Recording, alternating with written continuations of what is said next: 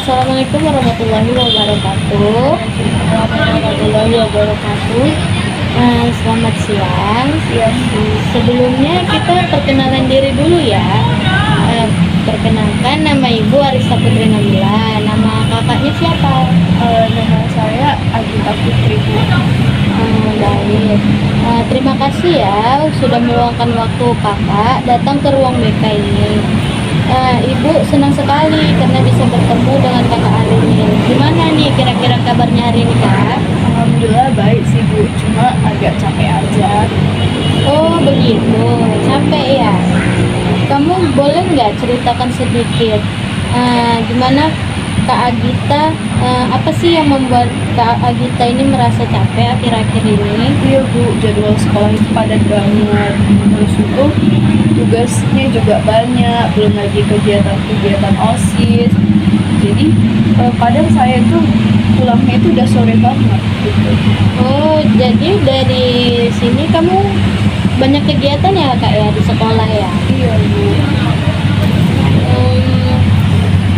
Hebat sih Kak, ya, Ibu juga senang kamu tuh aktif berorganisasi, terus dengan kamu katakan kamu juga banyak kegiatan di sekolah itu. Tapi sepertinya kegiatan kamu yang padat ini mungkin membuat kamu kelelahan ya? Iya, Bu. Rasanya waktu itu udah nggak cukup lagi buat saya, Bu. Baik Kak Agita. Hari ini kita akan bicara tentang gimana sih kamu dalam mengatur waktu kamu, dan mungkin kita bisa nih sama-sama menemukan solusi atau cara supaya kamu ini nggak terlalu kewalahan ataupun kelelahan. Boleh, Bu. Soalnya saya udah bingung banget gimana cara atur waktu saya sendiri. Baik, kalian di sini Ibu ingin tahu dulu ya. Biasanya kegiatan kamu dalam sehari itu seperti apa? Terus itu kegiatannya dari pagi sampai malam atau bagaimana? Kalau hari biasa ya saya bangun jam 5, bantu ibu di rumah sebentar, terus itu berangkat sekolah jam 6:30, pulang jam 2 siang. Tapi sering lanjut rapat OSIS sampai jam 4 ataupun jam 5 gitu, Bu. Sampai di rumah mandi, terus itu kalau sempat ya belajar, tapi seringnya udah capek banget, jadi cuma buka buku itu cuma sebentar doang. Dari cerita kamu ini kelihatannya jadwal kamu tuh padat banget ya. Udah gitu kamu bahkan hampir nggak punya waktu nih untuk istirahat yang cukup. Iya, Bu. Kadang saya iri sama teman-teman saya yang bisa kayak santai di rumah, tapi di sisi lain ya saya harus ikut kegiatan OSIS. Jadi kamu merasa kalau di satu sisi itu kamu senang karena kamu bisa aktif dan juga dipercaya di sisi ini. Tapi di satu sisi lain kamu juga kewalahan dan atau kelelahan karena waktu belajarmu yang jadinya berkurang. Iya, Bu. Jadi saya itu kayak udah kurang fokus sehingga itu menurunkan nilai saya gitu, Bu. Terutama di matematika kan, Bu. Kalau gitu gimana nih perasaan kamu saat kamu mendengar dari gurumu bahwa nilai kamu berkurang karena kepadatan jadwal kamu itu? Sedih, Bu. Soalnya saya bukan karena malas, tapi karena nggak sempat. Ibu paham. Jadi ini bukan karena kamu nggak mau belajar, tapi karena memang kamunya belum menemukan cara yang tepat untuk mengatur waktu ya? Iya, Bu. Tapi kadang kan, Bu, saya udah buat jadwal, tapi ya percuma, nggak jalan juga. Ini menarik sih, karena kalau boleh tahu, kenapa jadwal yang kamu sering buat itu malah sering nggak berjalan? Kalau menurut saya, Bu, karena mungkin terlalu banyak gitu kan, Bu, saya masukin kegiatan, jadi nggak realistis aja. Terus kalau udah capek, jadwalnya jadi nggak kepake lagi gitu. Oh, dari sini berarti kamu ini merasa sulit ya dalam menyesuaikan antara rencana kamu dengan kenyataan. Iya, Bu. Terus kalau ini anggap ya, kalau kamu menilai dirimu sendiri dalam hal memanajemen waktu dari skala 1 sampai 10 aja, itu kira-kira kamu di angka berapa? Kayaknya 5 deh, Bu. Soalnya kadang saya bisa, kadang enggak gitu. Baik, berarti dari sini kamu ini sebenarnya sudah mencoba melakukan yang terbaik dalam segi pembelajaran kamu. Akan tetapi masih perlu menyesuaikannya aja. Dan ibu itu senang karena kamu udah jujur. Terus menurut kamu nih, apa yang paling sering membuat kamu itu gagal dalam memanfaatkan waktu dengan baik? Mungkin karena saya suka nunda-nunda Bu. Jadi kalau misalnya ada tugas, saya pikir masih ada waktu lagi, ternyata udah mepet di deadline gitu. Jadi kamu sering nih nunda-nunda karena merasa masih punya banyak waktu ya? Iya Bu, terus kalau udah mepet barulah di situ saya panik. Baik, dari sini ibu yakin nih kamu itu bukan satu-satunya yang pernah ngerasain hal kayak gitu. Banyak orang juga yang ngalami hal yang serupa, tapi kamu tahu apa yang membedakan orang yang produktif adalah bagaimana dia dalam mengelola rasa malasnya atau menunda-nunda pekerjaannya itu. Iya Bu, saya juga pengen kayak gitu, tapi susah banget buat mulainya Bu. Kalau kamu boleh jujur nih, apa sih yang kamu rasain ketika sedang menunda pekerjaan atau tugas-tugas? Awalnya sih lega ya Bu, tapi nanti malah gelisah karena ingat belum dikerjain Bu. Berarti kamu dari sini sadar dong bahwa kamu itu seseorang yang menunda dan penundaan itu tuh membuat kamu merasa tidak tenang ya. Iya Bu. Bagus Kak Agita.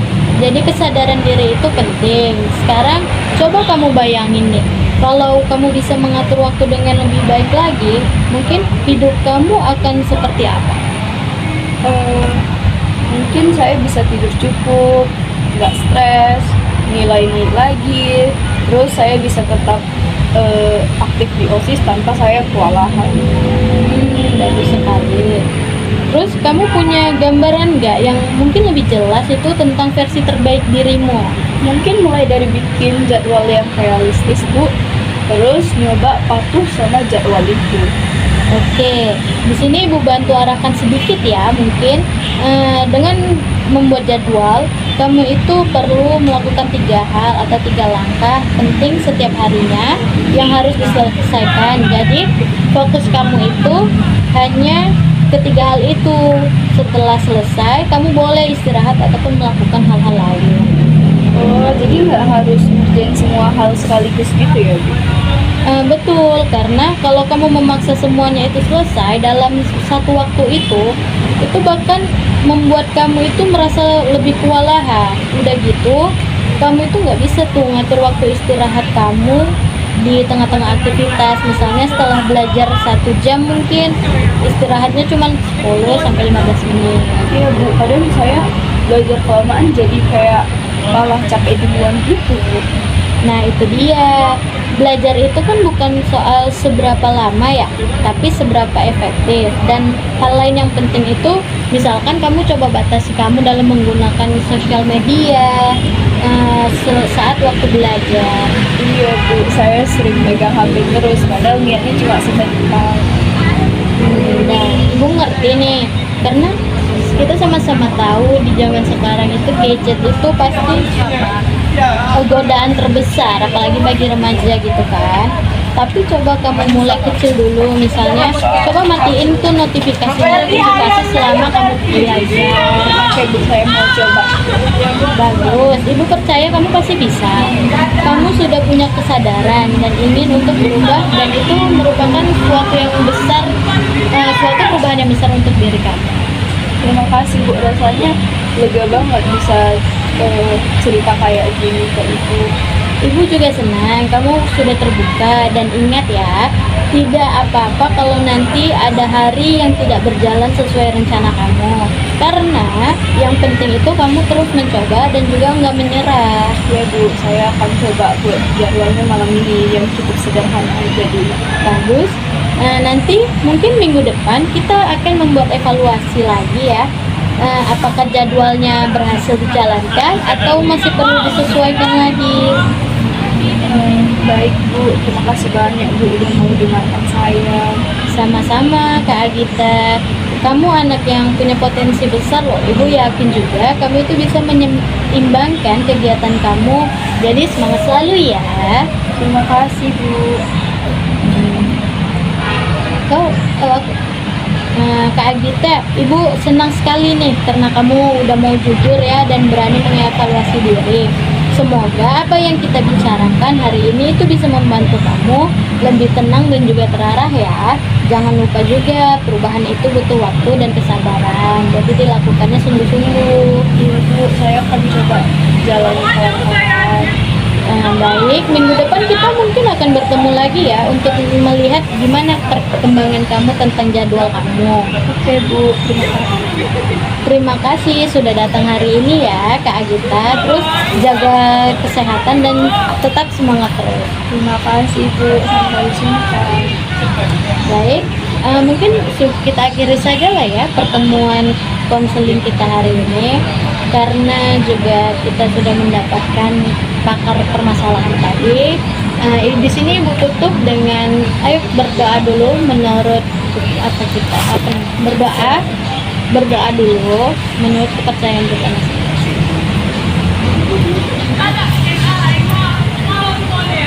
Oke, baik Kak Agita, terima kasih. Selamat